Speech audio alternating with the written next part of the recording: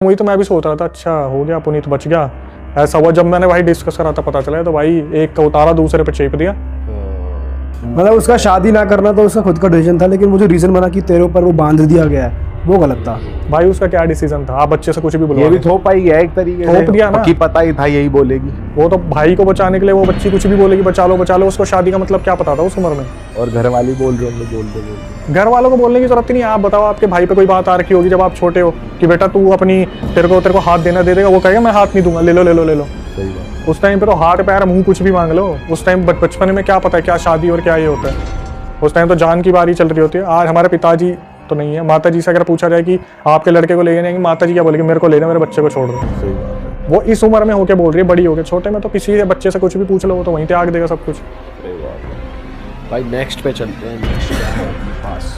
आज तो मजेदार लगा। ये तो अलग ही है भाई बस ट्विस्ट तगड़ा लेके आ रहे हो आप। हाँ। अब ये जो इंसिडेंट है, ये आपने एक लोकेशन सुनी होगी, बेगोन कोडोर रेलवे स्टेशन, जो 42 साल तक बंद रहा था। ये कोलकाता वेस्ट बंगाल। सुना हुआ इसके बारे में। बेगोन कोडोर एक रेलवे स्टेशन जो कि बंद रहा था 42 साल तक।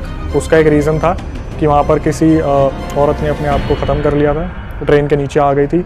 तो कहते हैं कि 42 साल तक वो इसलिए बंद रहा था क्योंकि जो ट्रेन के जो ड्राइवर्स होते थे, जो चलाने वाले, उनको दिखती थी वो सेम स्पीड पे भगती हुई, वो एंटिटी दिखती थी।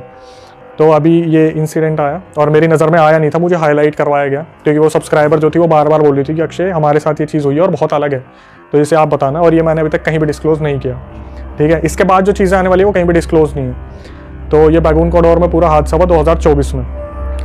ये 3 डॉक्टर्स, 2 लड़कियां और 1 लड़का, ये स्पेशलाइज्ड डॉक्टर्स हैं जिन्हें इनके जो हॉस्पिटल के लोग थे वो भेजते थे ऐसी लोकेशंस पे जहाँ पर हॉस्पिटल्स में फैसिलिटीज़ अच्छी नहीं होती थी।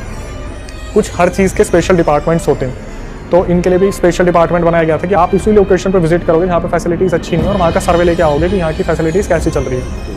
अब ये भी ध्यान से सुनने वाली चीज़ है, इनमें जो लड़का था ना, उसका नाम था राजीव रख देते हैं। जो राजीव था उसका 20 साल का जब वो था ना, तो एक एक्सीडेंट हुआ था, बहुत तगड़ा एक्सीडेंट हुआ था जिसकी वजह से उसकी याददाश्त चली गई थी। अच्छा। ठीक है।